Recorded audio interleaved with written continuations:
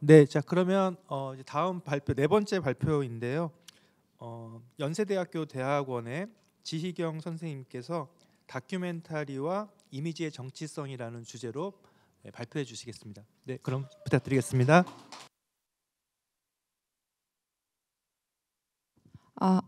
네, 안녕하세요. 연세대학교 커뮤니케이션 대학원 영화전공 3학기생 지희경이라고 합니다. 이렇게 많은 전문가 선생님들 앞에서 발표를 하는 게 처음이라 좀 많이 떨리는데 잘 봐주셨으면 좋겠습니다. 네, 안녕하세요. 본 발표는 다큐멘터리 장르의 정치적, 윤리적 가능성을 클로드 란츠만의 영화 쇼와를 중심으로 고찰하는 데 그 목적이 있습니다. 특히 자크 랑시에르의 감성의 분할이라는 개념을 분석 틀로 삼아서 영화 쇼와가 다큐멘터리 형식의 전통적인 틀을 어떻게 해체하고 이미지와 재현에 대한 새로운 윤리적이고 정치적인 감각을 구성하는지 검토하고자 합니다. 네, 목차는 다음과 같습니다. 홀로코스트는 재현 불가능의 문제를 제기하는 역사적인 사건이라고 평가를 받고 있는데요. 많은 예술가들이 홀로코스트 이후에 이제 여러 가지의 문제 제기를 하였고, 그 중에서도 아도르노가 아우슈비츠 이후 시를 쓰는 것은 야만적이라는 이제 언급을 하면서 예술적 형식이 극단적 폭력을 어떻게 다루고 이를 어떻게 재현할 수 있는지에 대한 근본적인 문제 제기를 하고 있습니다.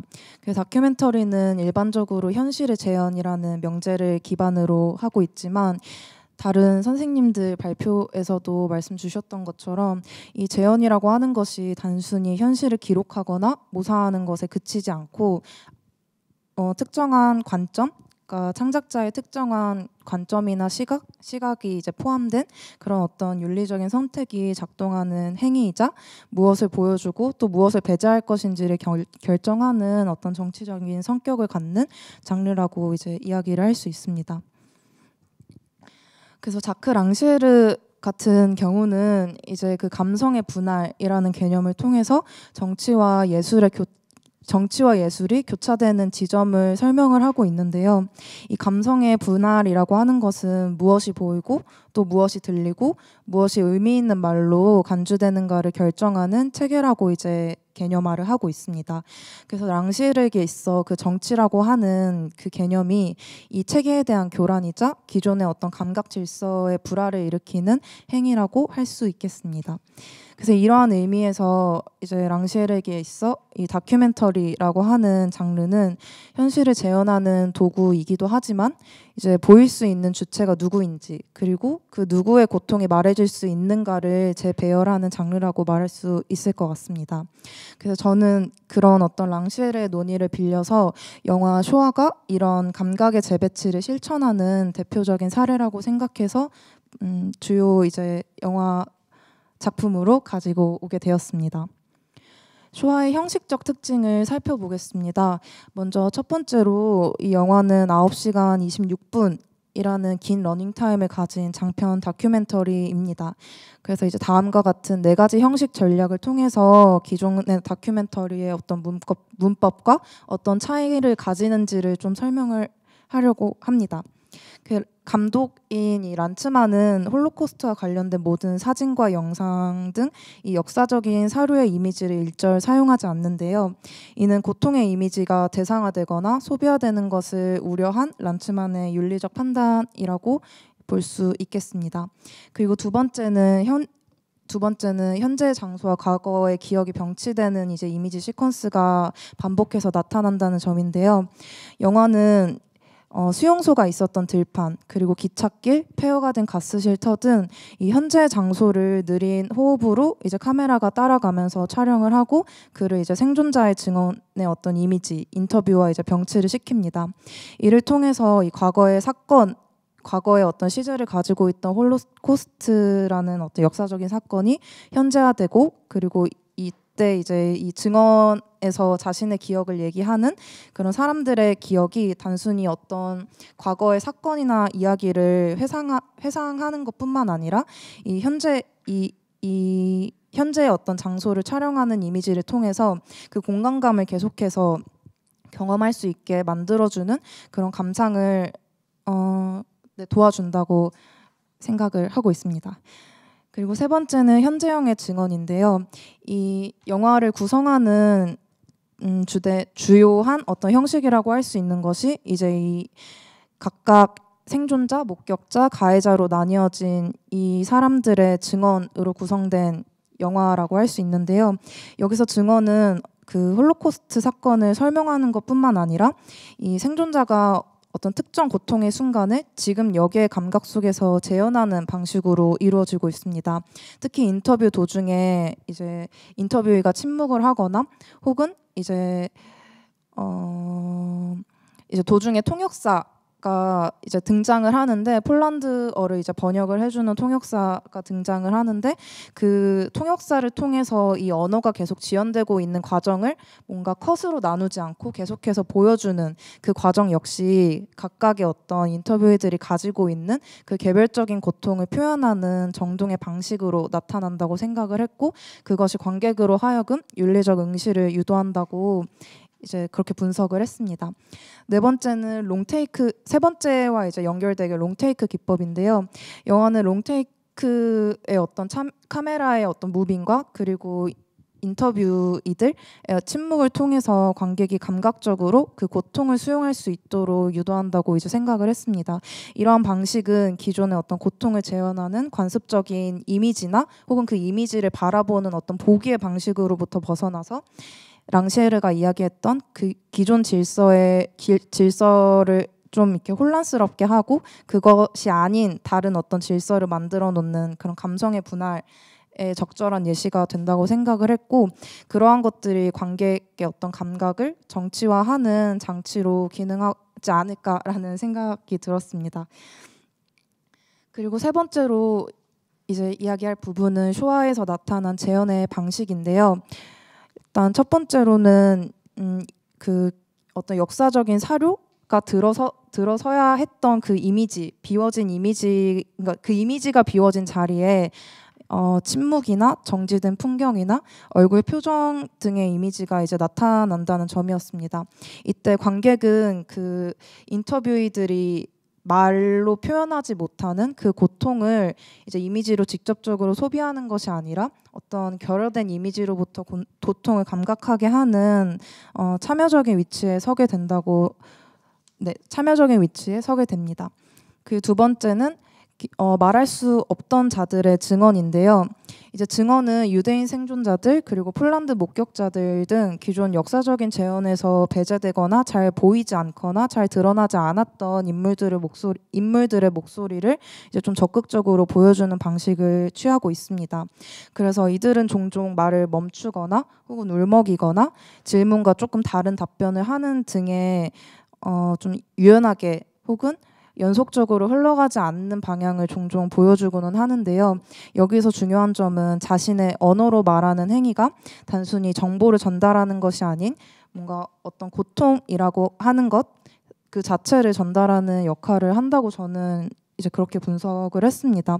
그래서 이러한 방식은 기존의 어떤 감각의 체계 그 외부에 있던 혹은 그 안에 들어올 수 없었던 사람들의 어떤 이야기를 혹은 고통을 재배치하는 정치적인 제스처로 이해할 수 있지 않을까라는 좀 질문과 확신이 같이 생겼던 지점이 있습니다.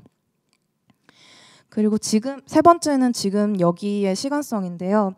이 기억이라고 하는 것 그리고 이 안에서 증언이 이 사람들의 기억을 토대로 이야기되는 것들로 나타나고 있는데 그 기억이 단순히 과거에 머물지 않고 지금 여기의 장소에서 발현되고 있다라는 그런 어떤 시그널들을 영화는 계속해서 보여주고 있습니다. 그래서 이는 증언을 어떤 과거 해상의 차원이 아니라 현재적이고 윤리적인 어떤 실천으로 이끌어가게 하는데요. 앞서 이야기했던 것처럼 랑시에르에게 있어 그 정치라고 하는 개념이 보이고 들리는 것의 어떤 조건을 바꾸는 행위이고 그런 측면에서 쇼와는 앞서 보여드렸던 1, 2, 3번의 어떤 재현의 방식처럼 관객을 단순히 시청자의 위치에 놓는 것이 아니라 좀 감각적인 공동체의 일원 혹은 단순히 바라보는 것이 아니라 그 보는 것으로 하여금 계속해서 질문을 던질 수 있게 만드는 그런 주체로 변화를 시킨다고 그렇게 생각을 했습니다. 그래서 네 번째는 이제 이미지의 정치성. 이 영화가 무엇을 보여주고 있지 않은지, 그리고 그것을 왜 보여주고 있지 않은 것인지에 대한 질문으로 시작을 하는데요. 제가 생각했을 때 쇼아가 묻는 핵심 질문은 무엇을 보여줄 것인가가 아닌 좀 무엇을 보여주지 않을 것인가에 관한 질문을 계속해서 던지고 있다고 생각을 했습니다. 그래서 알랭 레네의 어떤 밤과 안개처럼, 물론 두 작업은 동일한 어떤 문제의식에서 출발을 하고 있긴 하지만 어떤 고통의 이미지를 보여주는 것 대신 그것이 없는, 그러니까 부재의 이미지, 침묵, 자연의 소리, 클로즈업된 어떤 얼굴 표정, 이런 것들을 통해서 계속해서 그러니까 그것을 보는 사람들로 하여금 그 이미지 혹은 고통을 윤리적으로 계속해서 퀘스천 마크를 달게 하고 그것을 감각하는 어떤 경험의 가능성을 탐색하게 해주는 것이 아닌가라는 질문이 이제 생겼습니다.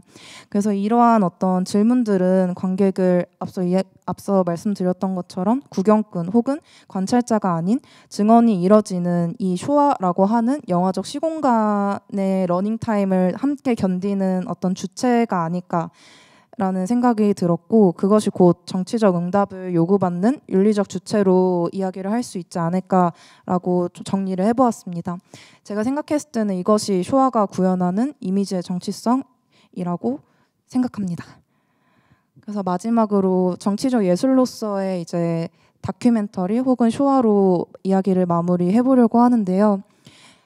쇼아는 다큐멘터리가 단지 어떤 현실을 있는 그대로 기록하거나 과거의 어떤 역사적인 사건 혹은 특정 사건을 전달하는 매체가 아니라 어떤 재현의 윤리적 경계를 계속해서 의심을 하고 그 재현이 우리에게 보여주는 것 혹은 듣게 하는 것, 그런 것으로부터 익숙해진 감각 질서를 조금 균열을 놓고 그것을 재구성하는 좀 정치적인 실천이지 않을까, 그렇게 저는 이해를 했습니다.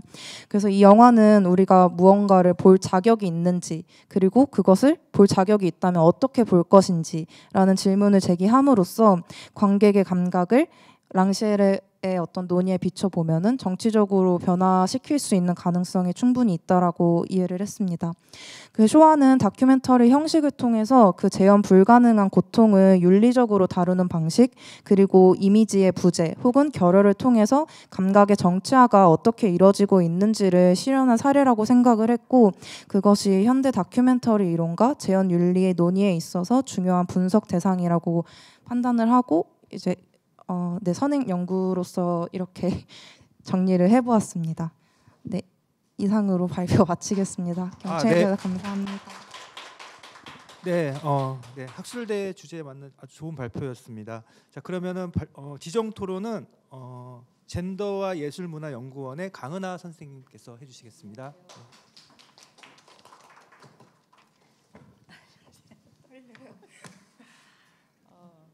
사실 저는 어제 부산에서 콘텐츠 마켓 행사가 계속 있어가지고 오다가 이제 넘어졌거든요. 넘어지면서 사실은 이제 좀 다쳐서 근데 이제 그 넘어지게 된 계기가 뭐냐면 이제 그 발제문을 어제 확인을 한 거죠. 그때 딱 봤을 때 왜 갑자기 쇼아를, 근데 1985년에 쇼아를 왜 지금 얘기를 하는 걸까? 그 생각을 하다가 이제 제가 넘어졌다는 얘기를 드리고요. 네. 근데 이제 알고 보니까 이번 전주 영화제에서 이 쇼아를 집중적으로 다뤘던 그게 있어서 아마 이제 또 이 홀로코스트에 대한 새로운 관심을 불러일으키고자 또 뭐 이렇게 움직임이 있는 것 같고, 예. 그래서 이제 제가 좀 거칠게 봤기 때문에 사실 별달리 할 말이 없더라고요. 굉장히 이제 논문을 꼼꼼하게 잘 쓰신 것 같아서.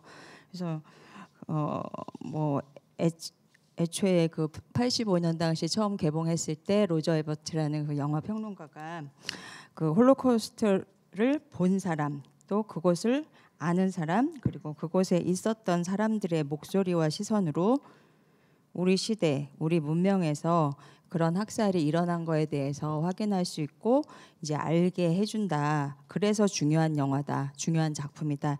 이렇게 이제 말했던 걸 떠올리면서 좀 봤는데요.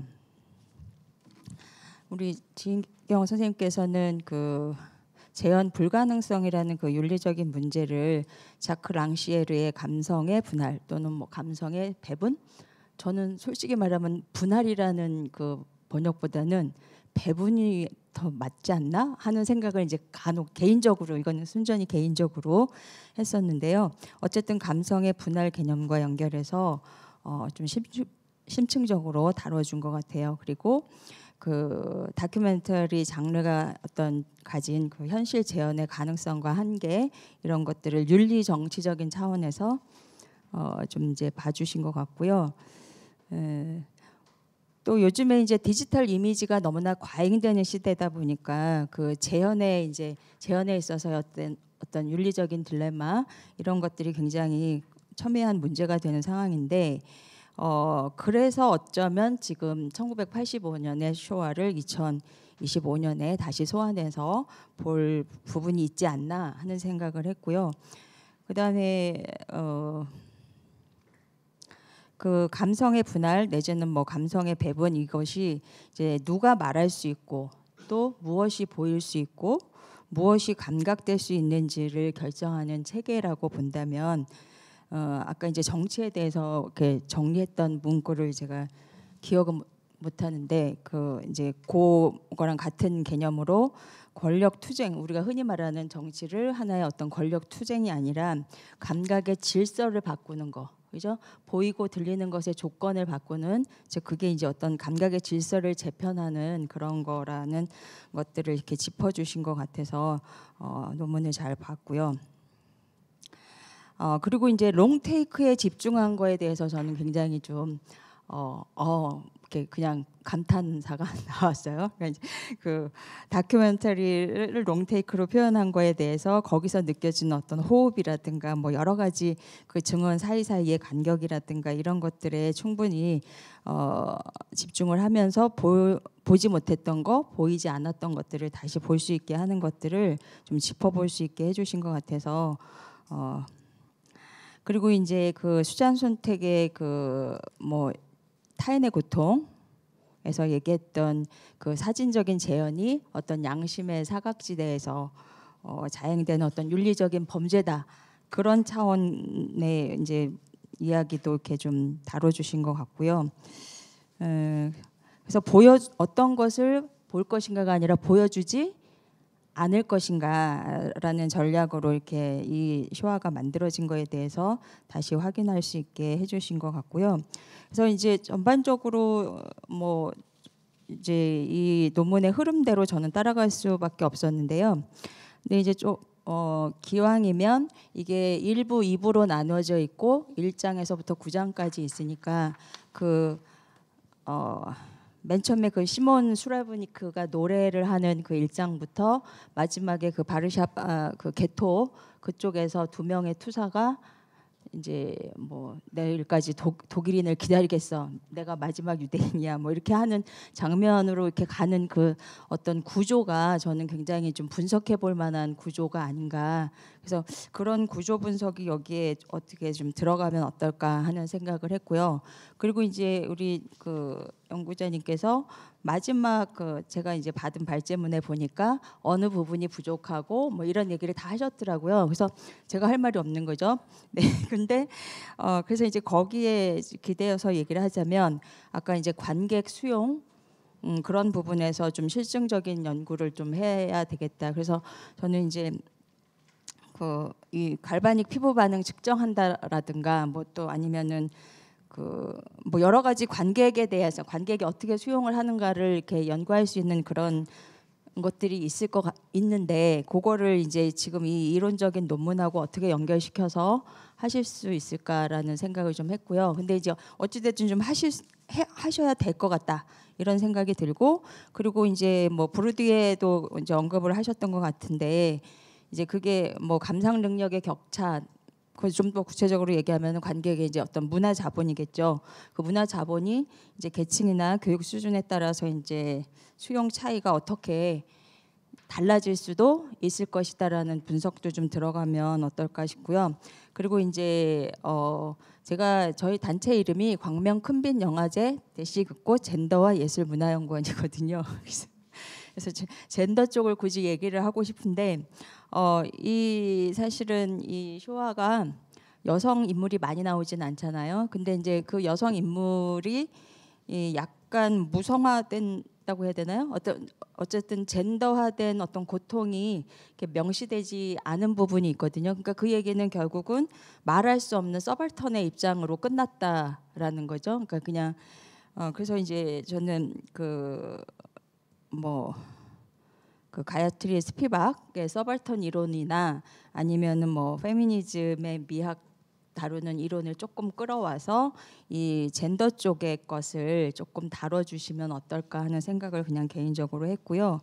그러면 이제 여성 생존자의 경험이 이렇게 주변화된 거에 대해서 조금 이제 분석하고 비판할 수 있지 않을까 하는 생각을 했고, 그다음에 이제 이게 결국은 또 나아가면 꼭 젠더뿐만이 아니라 젠더를 큰 의미로 봤을 때는 뭐 인종도 들어가는 거고 계급도 들어간다고 볼 수 있잖아요. 그러면 그런 이제 교차 정체성의 문제에서 조금 더 이렇게 교차 정체성을 가진 사람들이 어떻게 배제되고 어떻게 주변화되고 이런 부분을 좀 더 다룰 수 있지 않을까 하는 생각을 했습니다. 그리고 이제 또 우리 연구자님께서 직접 말씀하셨듯이 다른 이 쇼와로만 이거를 이제 논문을 쓰셨기 때문에 다른 거를 더 하시겠다고 하셔서 그 더 오래된 이제 다큐 영화가 있었죠. 1956년에 나이트 앤 포그 밤과 안개.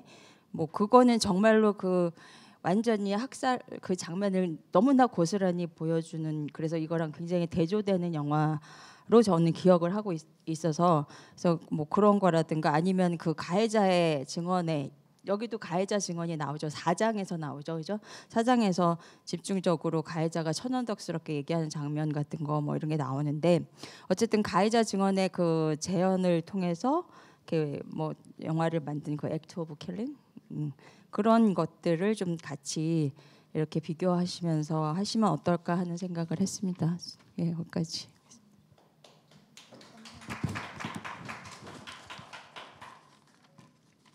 네, 이렇게 답변 좀 간단하게 해주셔도. 어떻게 생각하시는지. 어떤 부분? 근데 말씀 주신 것처럼 그러니까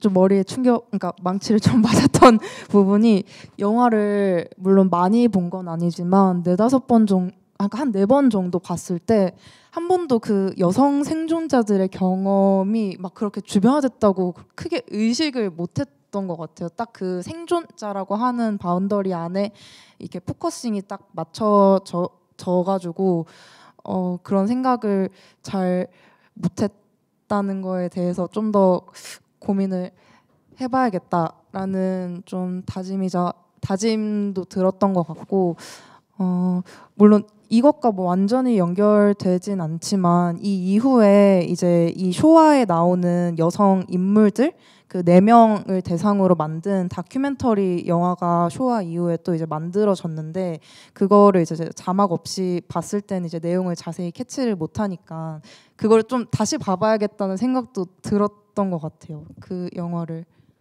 거기서 그 루스 뭐라는 여성분이 영화 사례 같은 거를 이렇게 얘기했던 것 같아요.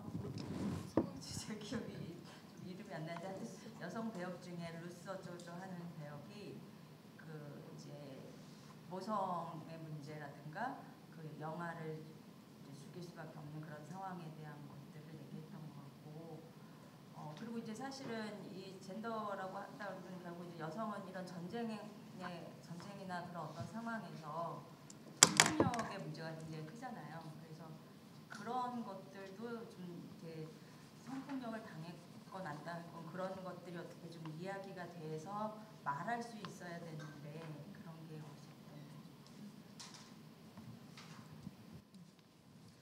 네, 감사합니다. 네.